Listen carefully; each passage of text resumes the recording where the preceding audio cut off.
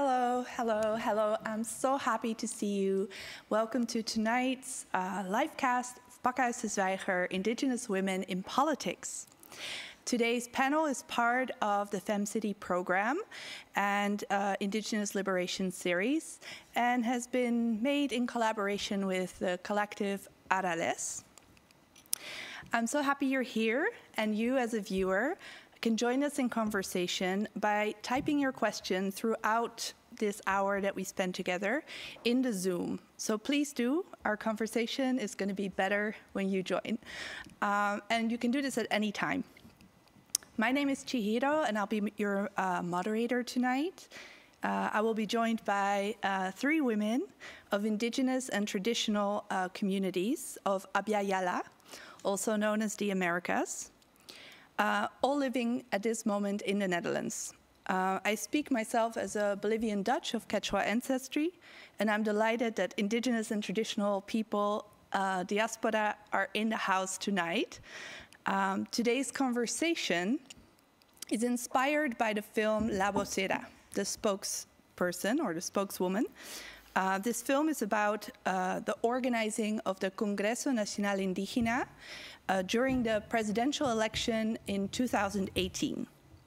If you haven't seen it yet, I would truly recommend it. It's on Netflix, The Spokeswoman. We will now first look at the trailer to situate our conversation.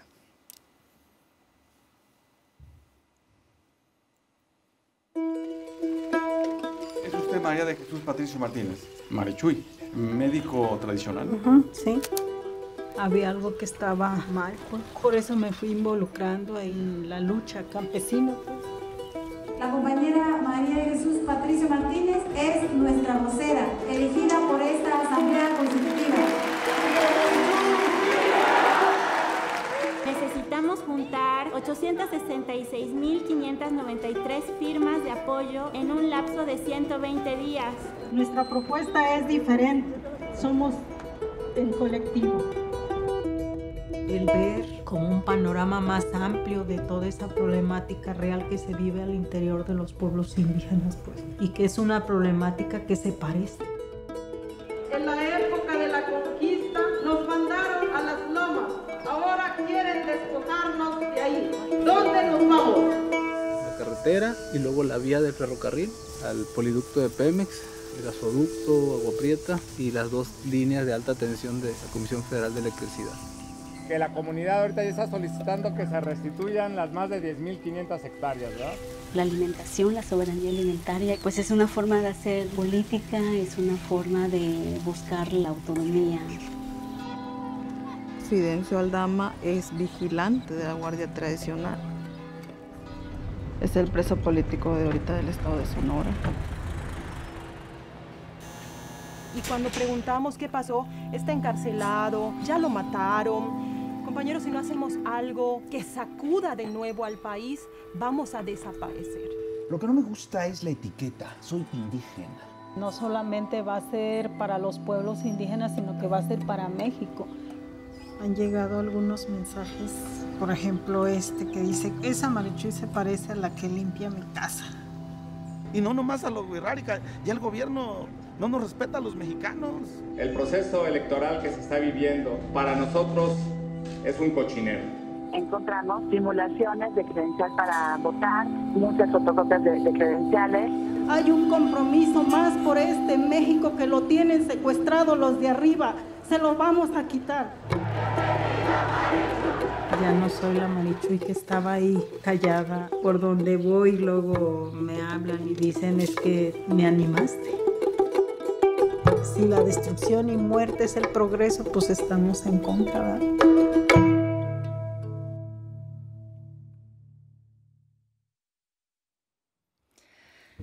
So as we get started here, I would like to share 3 good-to-knows when talking about particularities of political emancipation and indigenous female leadership situated in the Netherlands, where we are today. 1, Dutch history has never seen a female president. while in the Dutch colonies or territories, there have been many female presidents, 5 in the Dutch Antilles, 1 in Aruba, 2 in Sint Maarten, and in South America, we have seen female presidents since 1974. 2, macho South America, that has 7 out of 10 countries with highest rate of female murder victims, have seen women with most access to a level of political representation second only to Scandinavian countries.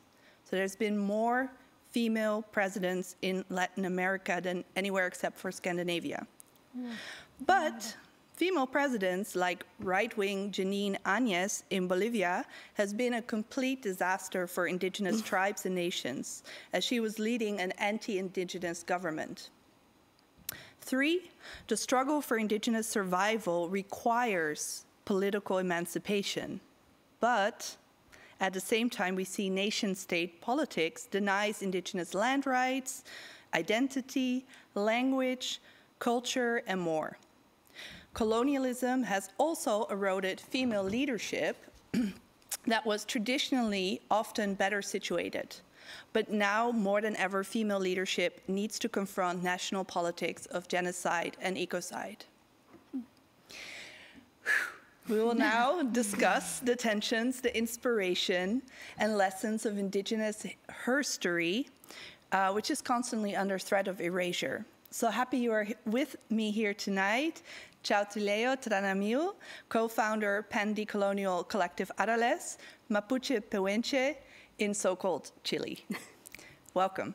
Thank you. Over here we have Itandui Oliveira, international development specialist, specifically with children, youth, and women, and gender from Mixtec Zapotec identity in so-called Mexico. And over here we have Egbomi Kaloya, artist from Candomblé, a Brazilian traditional community. So happy you're with me, and I look forward to this conversation. So to start us off, Itandui, with Mixtec and Zapotec identity, what are some of the tensions and challenges that you see and feel for your people in Mexico from indigenous womanhood positionality to emancipate politically? Yeah, thank you. I'm the first. Thank you, Shihiro. Thank you, Arales, for organizing all of this session. I think it's very important to bring up the conversation, especially in a country like Netherlands, like we are now. But yeah, back to the question. I think we just watched the documentary thriller, and I think it framed perfectly what are the challenges as a woman, indigenous woman in Mexico or in Latin America. That is two different systems. First is the national system that doesn't recognize or make it difficult for not just women, but for indigenous to run for a presidency. So it's in general a whole system. And in this system is also the cultural system that, I just back again to watch, and is how an indigenous person can even think that they can run a country.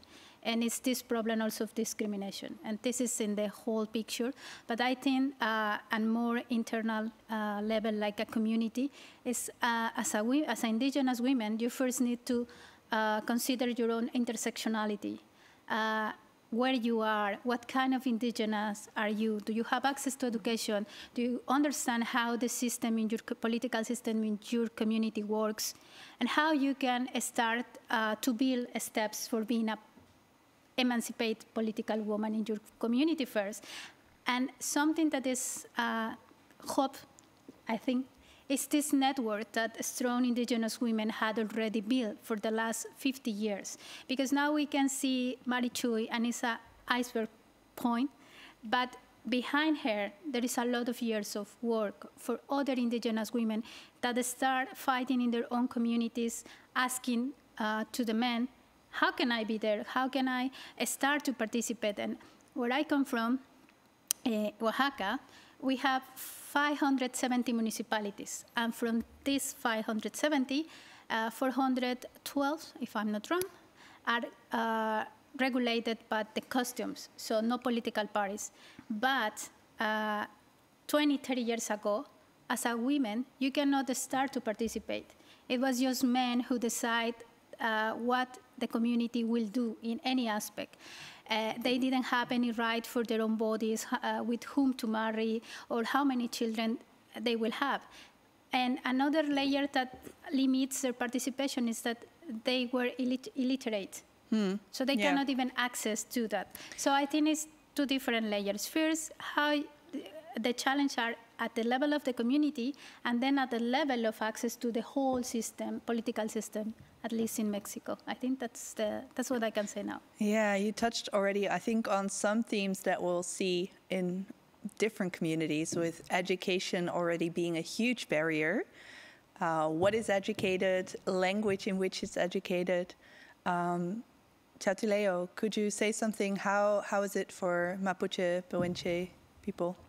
Well, I think it's interesting because I see many similarities with what you said. To me, it's really like the racism and the marginalization that is really attacking indigenous women in particular.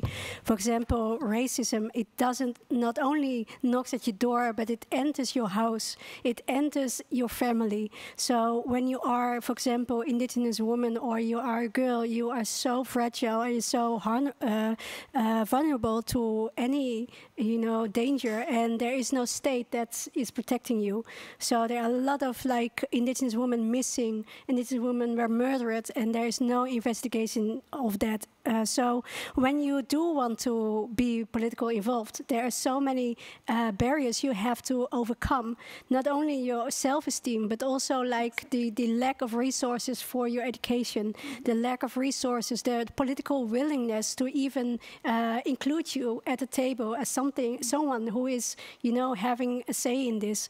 So when I dive into my mother's story, she was actually running for mayor, and right after the dictatorship ended, it was really one of the most horrible moments for her in her life, because there was no protection.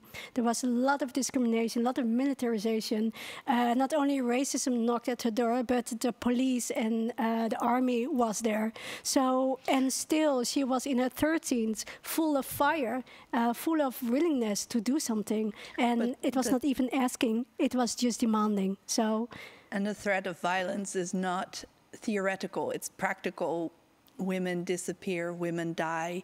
You have to live with the constant death threats that can be actualized at any moment.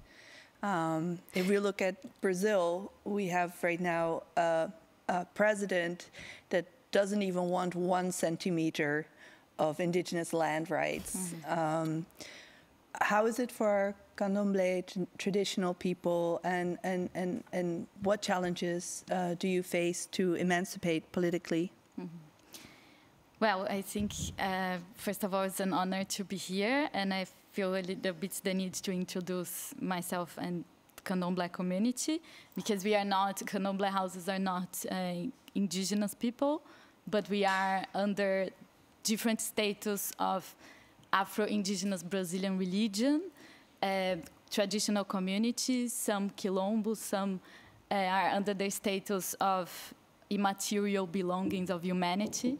So we are what is called povo de santo. Repeat that one more time. Immaterial belongings of humanity. Immaterial belongings of humanity. Yeah. What does that even mean? And who defines that? Who came up with that? Which colonizer? Exactly. So it's what we are, was so-called povo de santo, are a term and an idea in dispute, but it's a diasporic, as I see, a diasporic proposal for inhabiting what is called Brazil in a futuristic way. And what are there women trying to break through in political struggle? That what can we learn from their challenges? Well, I am an Ebomi, that is a title within the community. I'm daughter of Tata Nkisi Monagiamazi, granddaughter of Tata Jitade. The founder of my lineage is called Mametu Kafumungongo. And to be here tonight, I shared to be able to represent and speak in the name of the Povo de Santo and specifically of my community, I shared the questions with ancestors and elders. So I will be trying to share, I can share a little bit what you the discussion... are the spokeswoman today. Exactly. Well, La vocera. Yeah. So I had discussions with my mother that raised me, Mother Gunzulandê, Ekede Gunzulandê. And I will be La vocera also because none of them speak English, and that would be impossible to have this conversation here. And did she share anything in terms of challenges? Yeah, so the challenge, what we spoke about, was a lot about exotization, objectification, and tokenism, and how industries have been appropriating from identities, music, and even political discourses. We also, personally, I believe also neoliberal activism is also a form of politics that we cannot use. So I think the main challenge for us is to find a political language, political vocabulary, political means to access those institutions respecting our cosmologies, because sometimes only to be part of politics feels already as cosmological violence, because you cannot really say the premises that you are coming from. And here we're talking about that the nation state already has its ways of being that actually violate your own ways of being, if I understand correctly. Yeah, this is what I feel. So hacking that space comes with a lot of difficulty, but we're not the first people to discuss this or even lean into this struggle. So let's take a look at women that we can look at for inspiration. Kaluya, actually, would you be able to set us off? We have some slides of people that inspired us, who have gone before us. Would you be able to speak to it? Yeah, so those are my mothers from Redandá community in Cipó Guaçu, São Paulo. Mother Cota Mutalequara, Mother Gunzulandê, Tia Quequena, Mother Mona Deuá, Mother Cacendaré, Mother Conza de Min. And in the center, together with Mother Oxum, we have Mother Mona Deuá. And those are the mothers, the women that inspire me. And often when I talk to my elders on what is important and what is important to keep sharing and inspire your own practice, but also others, is the voice of the ancestors. So Mother Oxum is the goddess of the waterfall, the sweet water herself. And for us, it's important to keep the concrete, direct communication with the voices of Gaia. Thank you. Thank you for sharing, and thank you for sharing these people that, like, indigenous herstory is not something you learn at school. You have to be in communication, you have to be in relation, you have to be actually usually at the place itself. So thank you so much for sharing. Ita, you also brought a slide of different women that inspired you in the struggle. Let's take a look at that. Yeah, before I said, I think it's important also it's very important that you ask us this, because it's also important to speak about these women, because something to get into the political participation is also name women who had inspired us. Because maybe we are, me no, I think we later will talk about that, but we are not in political environment right now, and this is related to the women I brought to the slide, is women who had inspired me, because political participation is also linked to the arts. It's also linked to find the spaces where you can raise your voice as an indigenous woman. The leadership that it takes to even be visible and crack into other spaces that have not been designed for you. Yeah. So the women here that I put there are women that are activists, indigenous activists. Some of them you know, because Bettina is there and it was supporting the work of Marichui La vocera. Maybe she's the woman in the middle on the left. In the left, yeah. Yes. But I think for me personally, it's Ramona. Ramona is in the center. In the center with a Zapatista look. Yes. When I was a child, suddenly the Zapatista movement started, and I was conscious that I am indigenous woman, but it was not something that everybody talks about. And even I grew up in this indigenous life. It was not talked loud about that. But when the Zapatistas came, and I started to hear the radio and the news, and I found inspiration, and I started to play with my cousins and with my friends I am Ramona. Mm-hmm. And because I want to be like her, I wanted to raise my voice, I wanted to talk about what it was my problems, and I was a child, but I think that's why she's so important to me. She was very loved, and she went to Mexico City. Yes, I followed the caravan with my parents. Chiapas, the state in the south where a lot of indigenous people live. She went all the way to the capital, and she's quite small. Yes. But everybody could see her, and it was, in many ways, a small person speaking back to the giants. Exactly. Yes. She spoke in the Congress, and she said, I spoke with my heart. And I think that's something that touched me. So yeah, I won't talk too much about the women, but I think I will also one more. Yes, my family is in the left, but yeah, it's just where I come.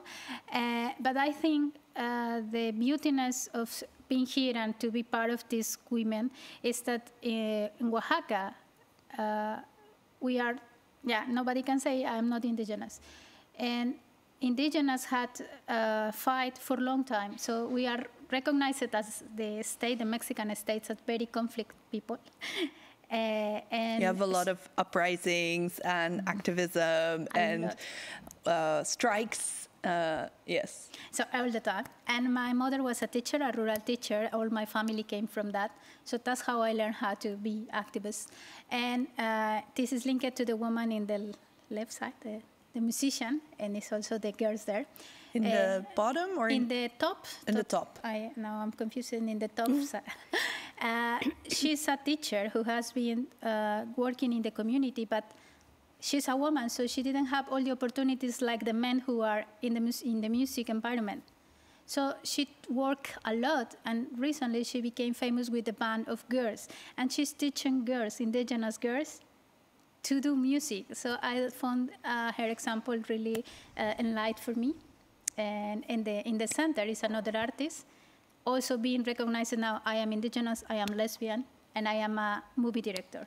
So that's where my inspiration comes. Amazing. I love this. Xiao, you also brought some slides. I believe you have multiple slides. Would you be able to take us through your inspirations? Well, she's like very inspiring now, and I can't wait to see what will happen in the future. So she's just starting, and she was actually studying here in the Netherlands, which is also nice. So there's like this nice connection between her and in the land we are now in. But You're talking about Elisa Loncon. Yeah. And what I do like about Mapuche women, there is no such thing as the Mapuche woman. You have them in many, many ways. And what I see, I see similarities with her and my mother. This calmness. I don't know how you can mention it or how you can put it in words, but it's kind of a calmness and a way of being very like outspoken without use words, and a presence. It's the presence, and it's really like something I adore about indigenous women, that sometimes they don't use words, they just are there in this whole beauty of being. And well, she's I love her in a way. So the next slide. Wait. Maybe for the people who've never heard of her, it might be good to name that she's a woman who's tasked with rewriting the Constitution of Chile. Yeah, she's in the lead of rewriting this historical moment. But it's also like what many Mapuche are now. We just have to see. We just have to wait. We have seen many, many moments like this where we were thinking, well, this is now the change. Nothing happens. So I'm just humble and curious to see what will happen. Also, as a political scientist, I'm also kind of just wait. I don't want to put all my trust in her as she's going to do it. And also, maybe this comes on the back of mass protest of over 1 million people that were in the street in 2019. Yeah. People that were talking not just about the metro fares that are going up, but talking about the water that's being privatized, talking about Mapuche land, talking about all the different ways that politics was displacing, and so she's not alone. Well, no, she's definitely not alone, but I'm so afraid that she will be used in a negative way. So that's the other parts that I'm still curious about, what's next. So I do feel also kind of protectiveness when Indigenous women are in the politics, because they are in danger. We do need to remind that many Indigenous women are not doing it because they are a target. It's a dangerous job. It's a dangerous job. So, so when we go to the next slide, this is my mother, and she was actually, I think 5 years missing, and then she was thinking about, okay, what can I do with my life? How can I make sure that I can contribute to this whole new change? So hang on for one moment. When people hear I was 5 years missing, what does that mean?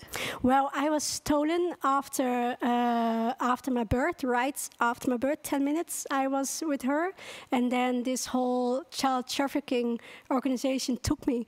So she didn't know where I was, so it was mentioned to her that I was dead and I died right after my birth, but I was stolen, so that's why I am here now in the Netherlands. And this is this part of racism we don't talk about, especially not in relation to politics. So when you have this personal story, how can you translate this into the story of politics? And this is a case which happens to be my mother, who is actually was also illiterate, didn't knew Spanish as the language. It was not her native language, and then she ended up at rewriting or contributing to the Declaration of the Rights of Indigenous Peoples in Barcelona. So this is the way it can be. It's a success story, but also a sad story, because every step she took, it was always like disappointment. It was always like lack of resources, the lack of everything. The lack of self-esteem, the lack of, I am now part of these elections for the Amsterdam municipality, and I was we will talk about that more later. But I was just, someone asked me my measures of my clothing, so for a Monday photo shoot, and I was thinking, this was not for her. She hadn't had that resources. It is like what could have been didn't happen. The only thing now for me is what can I do to make sure that what she has told me, because I had yesterday the same conversation with my mother, please tell me, what are your thoughts about this? What can I say on behalf of you? So I had kind of the same conversation. And we are a table of voceras, I think. So the only thing she mentioned to me was like, and that is like the quote of her, I don't want to be like a politician on behalf of a political party. I wanted to be a politician on behalf of the cosmovision. I wanted to make sure that whatever step I take in the political arena, the cosmovision was there. So I think this is like one of the best like advice I can give, or I can contribute to this conversation, because it's not what means political participation. What does it mean, that concept in itself? For her, it means like bringing the cosmovision back on the table. Yeah, we'll talk about more also what even is a cosmovision, because it's not a thing that we talk about in Dutch education at all. But we have a question from the audience, and also a reminder, if you haven't asked a question yet, please do. So, question from the audience: how can you participate in politics without contributing to the normalization of nation-state presence? Oh, yeah? Yeah. I can see you really want to go. Please. It's always the best question we can have, and there is no kind of answer. I mean, it's so personally. Juana Calvinao is one of the most well-known activists, Mapuche activists. Can you repeat the name? Juana Calvinao. And Juana is a Lonco, so she's a leader. And she is very much against any political participation. She is really like thinking about how can I contribute with this assimilation, because it doesn't add up to what we want to do, what we want to have. So to her, it's like a collaboration with a nation state is not helping us at all. So she's more like that, having that opinion. But my mother was thinking, well, I mean, you should think about many political tools. Being a political candidacy doesn't mean that it's the only one, the only thing you can do. You can think of many other ways to become politically involved. This also takes me to the struggle of Congreso Nacional Indígena that was started after the Zapatistas in Mexico had negotiations with the state. And basically the state lied, they didn't come through. And the Zapatistas said, never again, we're going to deal with the state. But they also knew that the state wasn't done with them. And so they did ask like indigenous people to start the Indigenous Congress in the 90s already. And when the Indigenous Congress was 20 years old, this campaign for this presidential election was started, but also not with the idea to become the government, but really with the idea of organizing and using that momentum. Can you say a little bit more about how people navigated that space of assimilation and the nation state? Yeah, I think in this case it's very concrete how a movement could start, because we just see this in the last elections, but it's a movement who had been working for long. Marichui represents the voice of many indigenous who had raised the voice. And I think the way to navigate on that and to avoid this state is first being informed as an indigenous, but also as a non-indigenous. Try to be informed and avoid this television, like we were in the thriller that you just presented. Like if you see this communication channel, that is national channel, saying why you assume you are the voice of the town or the people, and the kind of questions that they raised to Marichui were to anyone that is not indigenous in Mexico. So the vision were like a bias. So I think we need to be informed and also understand that, yeah, cosmovision is a very big word, but what does it mean to you?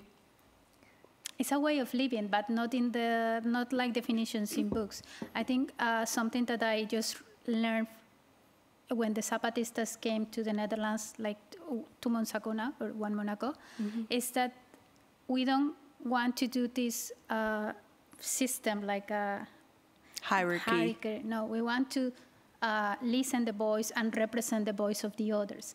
So I think that's a challenge also for the people in Mexico, for us that are not indigenous, and the challenge also for indigenous, because one of the questions raised when the Marichuy ran for president was how you will ensure that your government will not be just thinking in indigenous.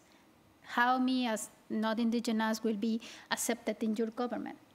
So I think we need to be informed, and we need to start to open, and because it's linked to problems like you just mentioned, like racism, other systematic problems. So I think, first we need to be informed, and we need to open, like, what can I bring for me? And in the sense of the cosmovision, I think we need to, being open to new ways to understand how to organize a group of people who is just asking for their rights. Yeah. I see here a new question coming from the audience. I'll ask that to you. It's what kind of state policies can give more recognition to indigenous, or maybe in your case, traditional people? Can you give any examples of what kind of policy would actually be helpful? Well, I think the institutional struggle or people engaging into national state institutions, again, should be for me trying to find ways to accommodate visions that are not found in the constitution or in the legislation. So we are, we know that what we have as constitution in Brazil, for example, is not embracing the variety of needs and histories and legacies. And if you don't have these acknowledgements in the first place, it's very hard for people to feel identified or contemplated by any policy, because for you to be able to even have this discussion, you need a level of privilege that puts us very away. And there are pressures to rewrite constitutions. Like, what could be addressed in the constitution in Brazil that would either reduce a harm or actually bring some helpful framing of a society? Well, I believe in Brazil we need land reform. We need this urgently, because the majority of lands are still owned by Portuguese royal descendants and variations of these people, and there is no other. For example, Candomblé communities, they need to be squeezed into religion, church, legislation to be able to exist. And in all the process of urbanizations, forced displacement, gentrification, all of that is not being acknowledged. So for what I believe it's, what we have Quilombo as a philosophy, it's a proposal for inhabiting the space that is, that contemplates the voice of the space as well. And this is far from being a viable discussion. I also would like to react about invisibility, if it's possible. Yeah, sure. Yeah. Because for me, it's not our lands, they are also territories where neoliberalism is being experimented. So I think it's not only the national state, because neoliberalism makes everybody become police, everybody become the national state. And you have so I find that neoliberalism, it's important to be brought. In the Netherlands, my difficulty, what I feel that also it's a very good discussion, it's about neoliberal activism, because even in the What does that mean? Yeah. What does neoliberal activism mean? So spaces where could be occupied by people to speak about their struggles and try to access those spaces are often occupied by people who have the language for applications and they have the institutional language, but not necessarily they have a groundwork or they are based on. And for me, I felt and experienced almost every day here this type of violence also within the political spaces. So for me, selling and appropriating the discourse is not necessarily, doesn't guarantee that you are representing. And I also feel that invisibility is the technology who brought us here alive. So I think it's very hard, not only national state, but transnational state. For example, Instagram, Facebook, and commodification of identities. Thank you. I'm really happy you brought that into the conversation. We have another question from Carolina. Thank you. The question is, what would be the contribution, and I'm looking to Ciao Tileo, what would be the contribution of Indigenous women in politics in the Netherlands in changing the patriarchal order? Thank you, Carolina. Ciao to mij. I think, first of all, what I see here, and that is more a general comment, but that you see that in many ways that Dutch people are quite direct. They are quite, like, sometimes rude. They have a lack of, like, norms and values. So the first step is to see, like, if I want to do politics, if we want to enter the political arena, with how and what do we bring to the table. And I would say, well, the cosmovision is one of the things that even, that gives me guidance. And you were talking about kind of the definition of the conceptualization of cosmovision. And I think for me, it's like a set of principles and values that connects me with the past, connects me with the present, and it's gives me some guidance for the future. So in that way, it's not only about me, it's not about like my children, it's about the children of my children and then their children and then their children. So it's to me also like trying to, if we talk about tables, let's remove all the garbage from the table. Let's start with reparation, and let's start with finding a way how to decolonize also the Dutch political arena, because that is something we didn't talk about. Then the present is also like, okay, in what way do we want to shape politics? So we are now here in charge. So what is the politics, the kind of politics we want to talk about? And the future is very much about, okay, who is in charge now? And who will be in charge in the future? So who have a say? Here, I would love to make it practical, because you might want to share a few words also with the coming elections.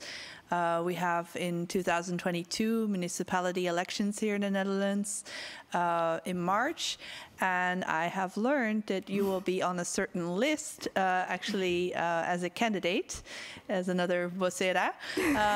So it will be for me for the first time that I'm able to vote for an Indigenous woman in Amsterdam, which I'm already like really grateful for. Yes, you're getting an applause. So this is practical. This is not a theoretical question for you. This is a practical question, how you give shape to your candidacy, what you want to do with it, not about being elected, but like how you want to be a voice that creates different kind of logic in political participation. Can you share just a few words, like what are your guiding principles? Well, my guiding principles for now, and it can change. I mean, we are now in the situation also of COVID, so there are so many ways that everything can change. The world is now crazy. But I would say that the guidance for me is more like connection. How can I collaborate with whom? So I asked my mother the question as well, and she was telling me also, like, one of the things that she had learned what went wrong is putting trust in potential partners who can help you, but doesn't do anything. So, for example, the Convention 196 in Chile, it took 18 years to ratify that. To me, it means like, okay, I need to be a marathon walk. I need to do the marathon. It takes me maybe not hours, maybe not years, but maybe centuries to actually change something. So I need to be patient.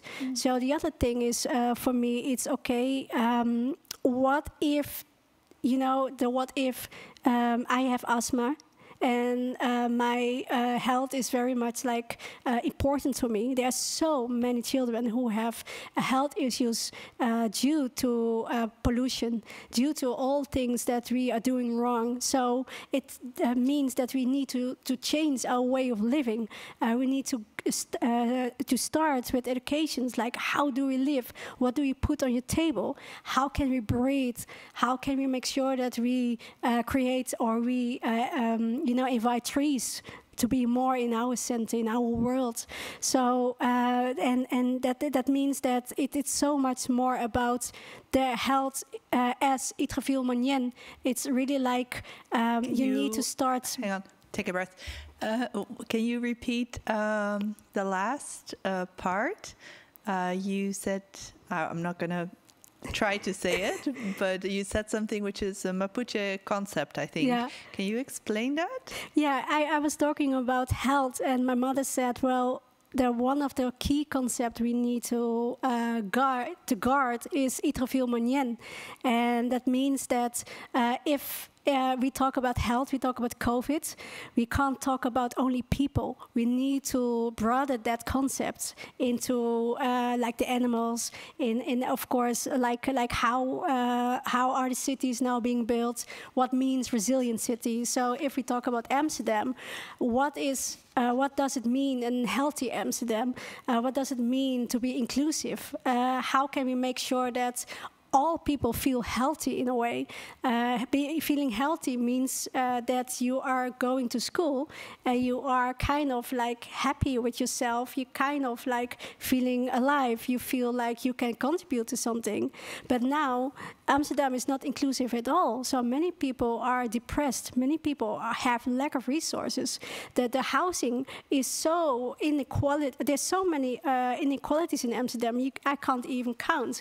So when we talk about Amsterdam as a city, we need to make sure that we don't forget that Amsterdam is being built based on people. There are animals, there are trees.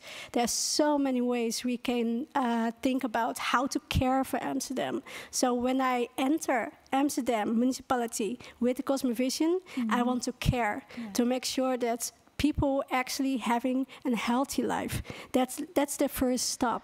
Healthy is both environmental, social. That cannot be divided in Indigenous cosmovision. It's like Mother Earth needs to be healthy. So the rivers needs to be clean. Like that's the start of all.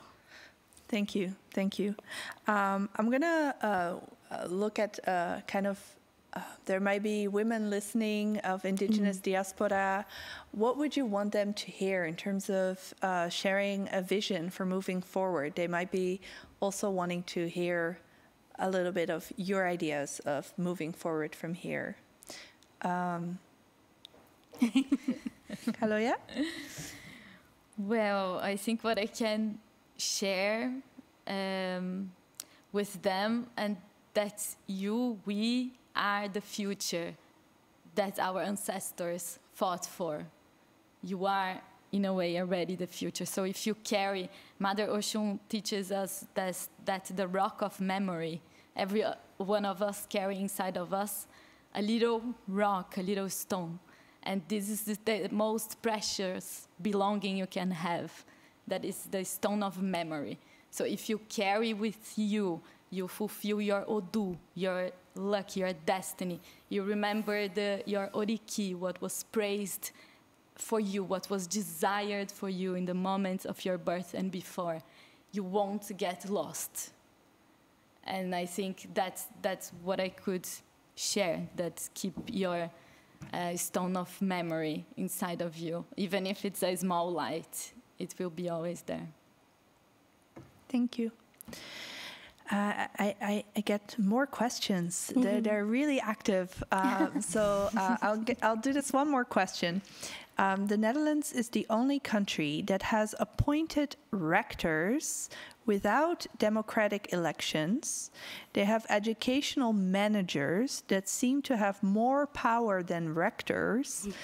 This has affected the perception of Dutch universities as center that promote independent knowledge and boost democracy and its processes. So this is being questioned. The follow-up question on this information is what we should do as Indigenous descendants to change, because this is a lot of power hoarding in the educational system. We've already identified education can be a barrier to participation in a meaningful way. It can be a setup for being disciplined into assimilation. And then there's all these fraud power structures. Thank you for the question. Maybe Ita.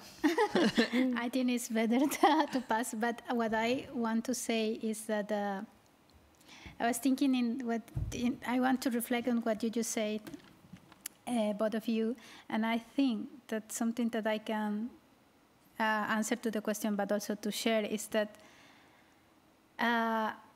wherever we are, as descendant or as in Indigenous women, we should move forward, not forgetting where we come from, and putting that in the table, that values, that cosmovision, because it's the relation we have, as you mentioned it, with the nature, with the ancestors, the way we see the future, and the way we relate to the others.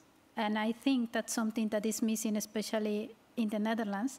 It's very interesting. Like, I won't refer to if they are direct or not, but I think something that I miss or I had realized is that we say always we. And when we talk, we say, well, at least in my case, and I didn't happen to you, it's like, I will say we. And collective. It's a collective, because it's where we come from. I learned that the mothers, it's not just my mother. My mother can be the mother of the other children. And something that I think is the challenge here in the school and in the politics is that we faced the we against the I. And I think that's one of the challenges. But it's not. I'm not answering the question. I just reflect on what you just mentioned. Do you have something to add? Yeah, I think to reflect on the question, there need to be many people with different strategies.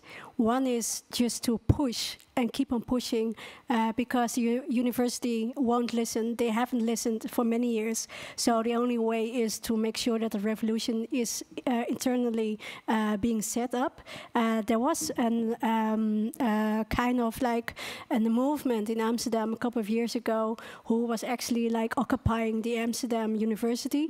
So you need to make sure that you learn from those people who were before you and make sure that you keep on moving in that direction. But also, I am now having more lectures with university students. They ask me to do like lectures, not university itself, because they don't see me as a potential like source of knowledge. So I have student organizations will approach you. They do, but not the university themselves. So it's in a way also like I want to ask all the teachers to invite Indigenous representatives to make sure that they can share the knowledge. So it's not only about revolution, but also sharing the knowledge. So keep on working on that. And to me, the university on itself, I mean, the whole historical basic is colonial. So the whole idea of having universal knowledge instead of pluriversal. The concept of school is colonial because it took you to a place where you need to learn.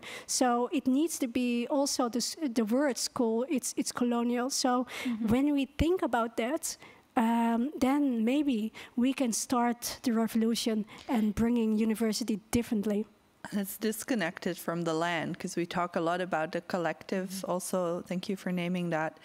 But we're also collective in a sense that we are in reciprocity with the land that we belong to. So that also creates a different relationship, and that the Dutch schools are not in reciprocity with anything. I see a finger. Yeah, no, I would like to actually ask support and extend the question from the universities to the art institutions, because I think theater schools, art production is not a minor tool to talk about all those questions. And as an artist in the Netherlands, what we face here in a very intense way is the concept of diversity being used in the art market with no acknowledgement and no return of the profit and no structural change. And what I feel is that the arts institutions are not necessarily being looked as also a major production of thinking in the city, in this country, and I think they are.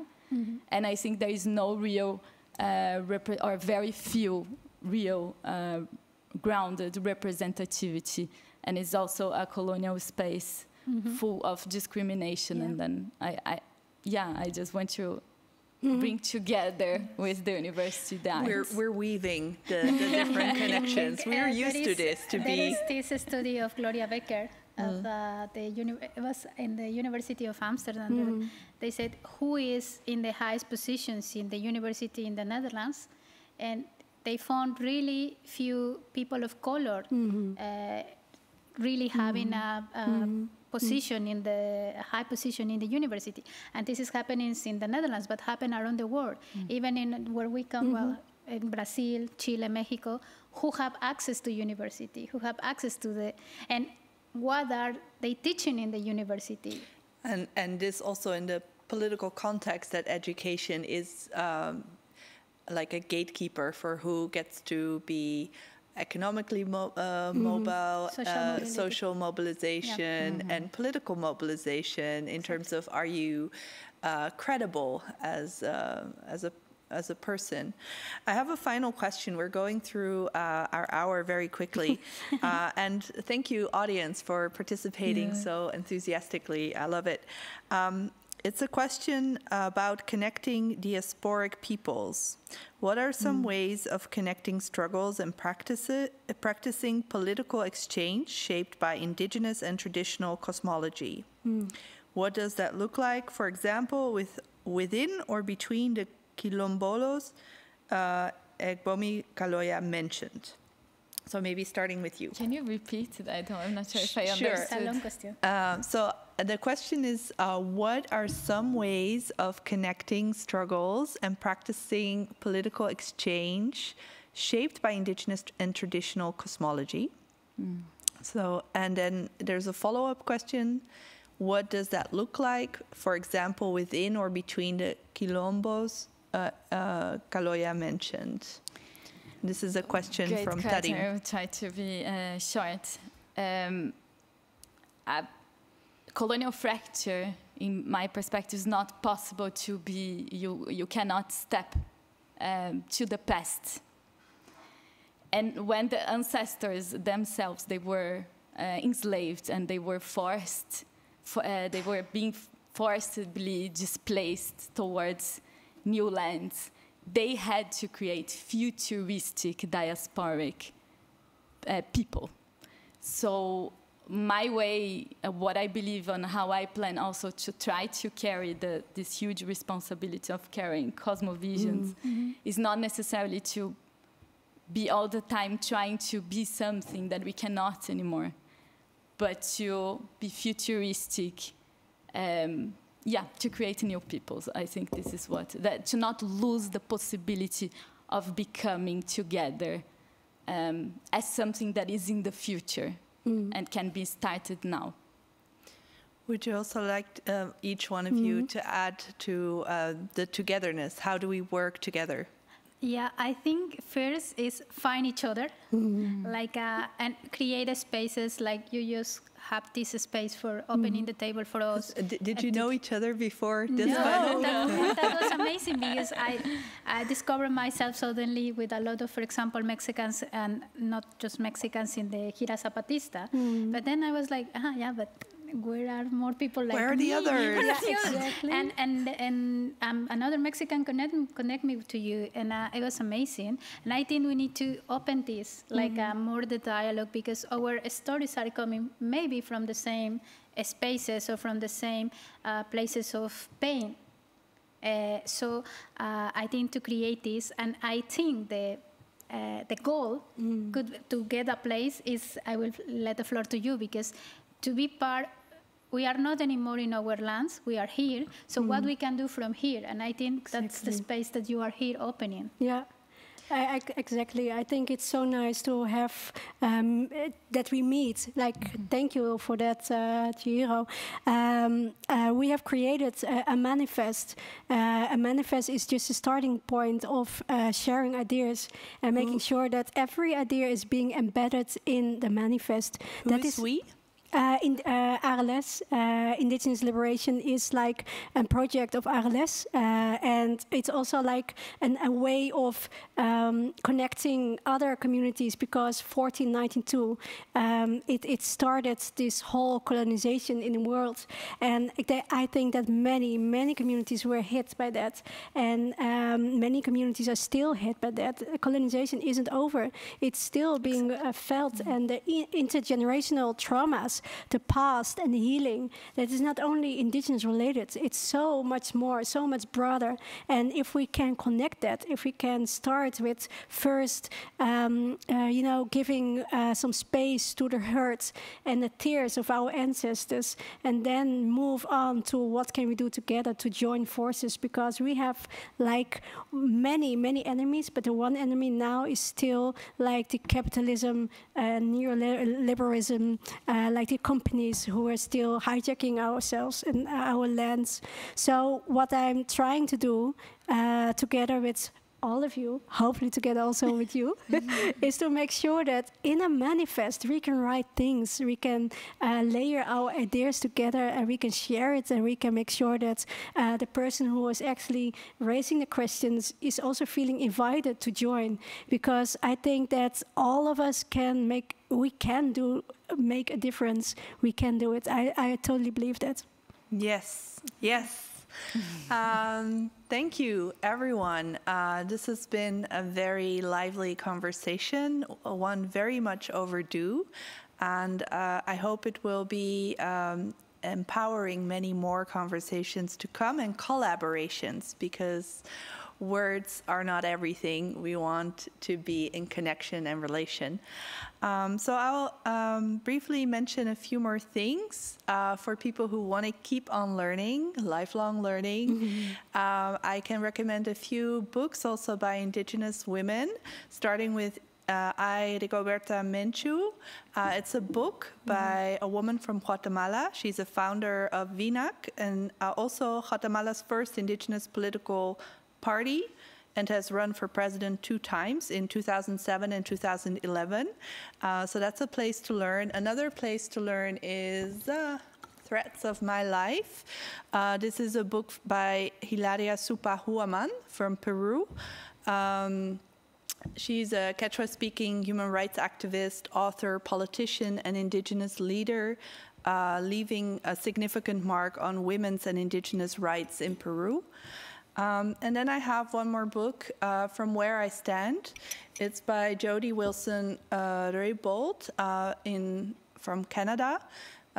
She was in Canada one of the first women in a certain position, and she also had to leave because of the dynamics, the toxic politics, and she wrote this book about her experience. So those are 3 women that you can keep learning from, and there are many more. There's a whole herstory, indigenous herstory, that is erased, so it's a lot of digging. And it's better when we dig together. So we are coming to an end. On behalf of ARLES and Pakhuis Zwijger and Femcity, I would like to thank you for joining us tonight. Also, do keep an eye out for programs coming up of Pakhuis Zwijger, and in particular, you might want to save the date of the 18th of January, in which Samen tegen Racisme is presenting a program about anti-Asian racism. Wow. So mark the date, 18th of January. Do you wish your friend or your colleague would have seen this talk?